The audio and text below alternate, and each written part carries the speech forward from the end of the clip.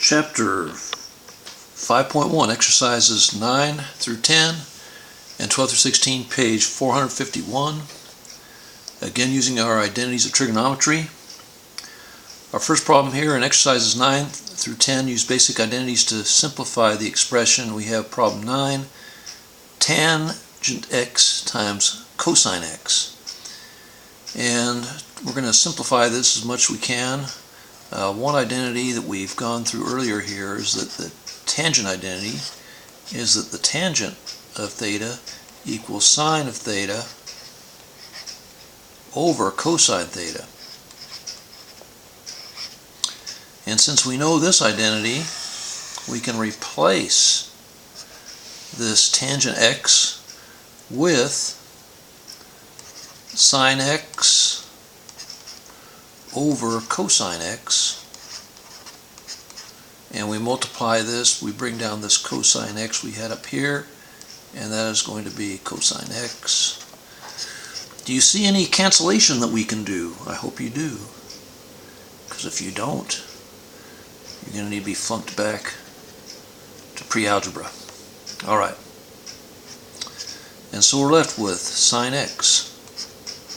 And that's probably about as simple as we can get it. Now we're going to test for equivalency, and I suggest for that, it's quite easy to do if you have a calculator.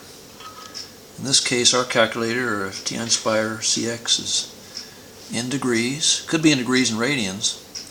And what we're going to do is go to a calculator page, and we're going to store a value for x. Now, in this expression, x is an angle.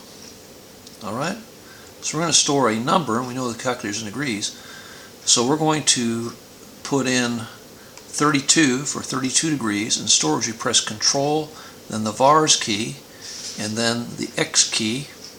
And so now, whenever we put in x, the calculator inserts 32 for us. And so we're going to take this expression here that we had initially, which is tangent of x, and we press tangent x and times cosine of x, and so we go cosine of x, and we're going to get a number. Now this number is based on putting an angle of 32 degrees in for x, is 0.529919. And so if we take the simplified expression here, which is sine x, if we've done everything correctly, we should get the same number. And so we go ahead and put in sine x, and we get the same thing, 0.529919, and therefore we now are very certain that that is our correct answer. Next we go to the odd number problem 13. We have the same thing. We're trying to simplify this expression. 1 plus tangent squared x over cosecant squared x. And for this we're going to be using some identities. And if you remember, one of the Pythagorean identities is this one. 1 plus tangent squared theta is equal to, what was it? It is secant squared theta. Therefore, we can replace this 1 plus tangent squared x with secant squared theta. So we go over here, come on down, we put secant squared x, and we have over cosecant squared x. So we haven't changed in our denominator at all. Now we're going to use a couple other identities, the reciprocal identities, and they would be that the secant of theta is equal to 1 over cosine theta. And also another reciprocal identity is that the cosecant of theta is equal to 1 over sine theta. So we can use both of these identities, these reciprocal identities, and replace secant squared theta with 1 over cosine squared x. I said theta, I meant to say x. And we can replace cosecant squared x with 1 over sine squared x. And I'm going to erase to leave a little more room here. There we go. Okay, now, back in 7th grade math somewhere, you learned that dividing by a fraction is the same as multiplying by its reciprocal. And so we have this 1 over sine squared x that we're dividing by. We're going to multiply that by that. So we're going to bring over our numerator as is, which is 1 over cosine squared x. And instead of dividing by 1 over sine squared x, we're going to multiply by the reciprocal, which is sine squared x over 1. Alright, and now this 1 over 1 we can cancel. And what do we have left? We have sine squared x over cosine squared x. Okay, I hope this looks a little bit familiar to you. In case it doesn't, we're going to go back to problem 9, where we had our tangent identity. Remember that? Okay, we're going to come back here, and this is simply going to be equal to tangent squared x. So if we've done everything correctly, that should be our correct answer. And let's see, you can see everything there. Okay, let's check for equivalency using our calculator again. We have, remember we stored 32 degrees, so we're going to take our expression here that we had originally, 1 plus, and I'm going to put a parentheses here. When you have tangent squared x in this case, or anything squared x, what that means is the whole thing squared. And you just place the 2, which is kind of a convention thing that might be a little confusing. But when we actually use a calculator, we have to put the squared outside to square all of that. And we're dividing by cosecant.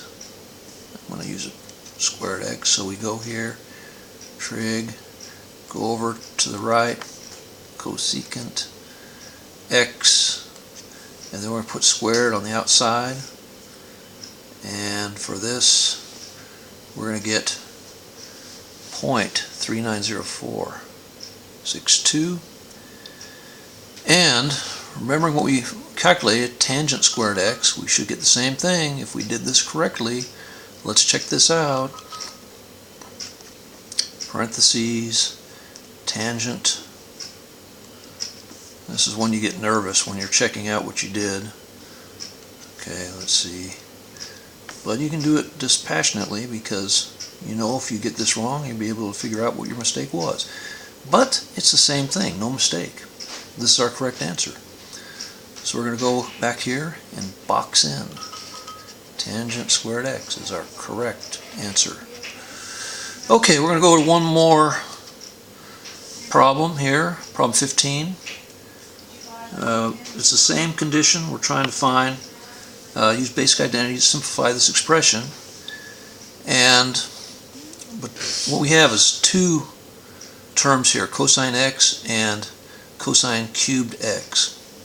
We're going to first look for a common factor between these two terms, and the common factor between the two terms is going to be cosine x.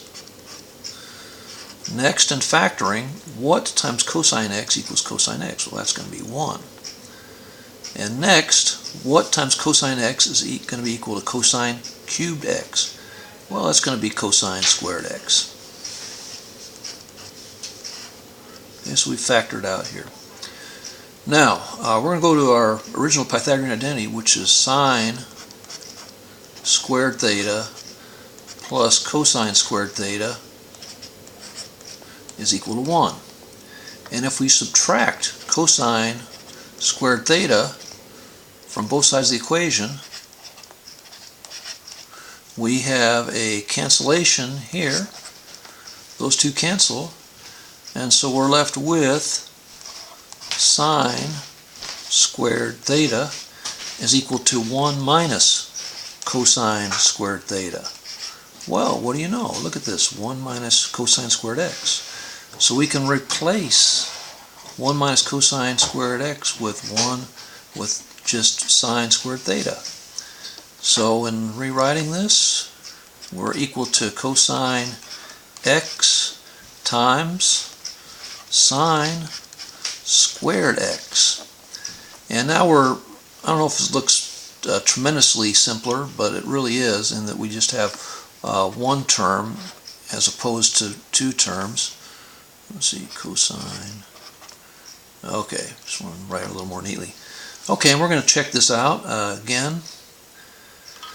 We're going to take the original expression, which is cosine x minus cosine x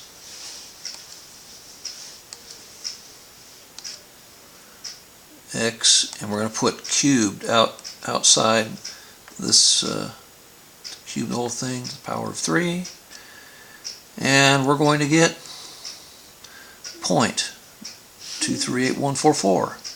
Next, we're going to try to find the one that we calculated was cosine x times sine squared x. So let's go ahead and put that in our calculator. Cosine x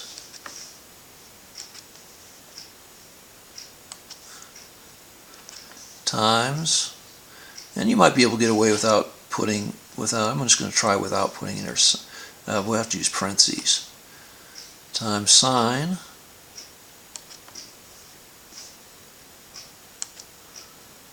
x, and we get outside here, put in squared, press enter, we get the same thing, 0.238144. So this one is correct as well. And so anyway, we've done the odd number problems. These things can be a little bit challenging, but look for your basic identities first. If you go with sine and cosine and use your identities, and that'll be it.